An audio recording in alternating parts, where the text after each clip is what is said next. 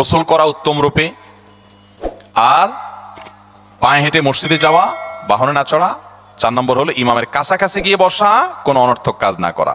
এই 4টা কাজ যদি কেউ জুমার দিনে করে, নবী করিম সাল্লাল্লাহু আলাইহি সাল্লাম বলেছেন ওই ব্যক্তি বাসা থেকে মসজিদ পর্যন্ত যে আসলো, যতগুলো পা ফেলবে, যতগুলো স্টেপ ফেলবে, যতগুলো কদম দিবে, প্রতিটা কদমের বিনিময়ে আল্লাহ রাব্বুল আলামিন তার অ্যাকাউন্টে, তার আমল নামাতে 1 বছর রাত জেগে, সারা রাত জেগে তাহাজ্জুদ নামাজ পড়লে এবং 1 বছর সারাদিন, প্রত্যেকটা দিন পুরো বছর জুড়ে নফল রোজা রাখলে যে পরিমাণ সওয়াব পাইতো, 1 বছর নফল রোজা, 1 বছর রাতভর জেগে তাহাজ্জুদের নামাজ পড়ার সওয়াব মাত্র একটা কদম ফেলার বিনিময়ে দিবেন।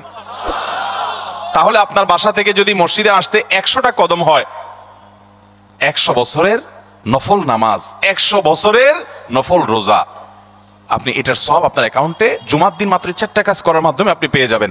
এবং এটি অনেক হাদিস বিশ্লেষকগণ বলেছেন, কোরআন হাদিসে বহু ফজিলতের কথাই বলা আছে।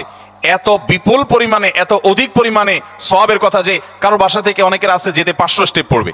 500 স্টেপ পড়লে কতটুকু হয়? সামান্য একটু জায়গা যেতে 500 কদম হয়ে যায়। অনেকের বাসা থেকে যদি 500 কদম পড়ে, 300 কদম হয়, তো সে এই 500 বছর নফল নামাজ, নফল রোজা, রাত ভর দিনভর করার সওয়াব, কন্টিনিউয়াসলি করার সওয়াব মাত্র এই মসজিদে গেল আসলো, এই 4টা শর্ত পূরণ করে সেটা সওয়াবটা পেতে পারে।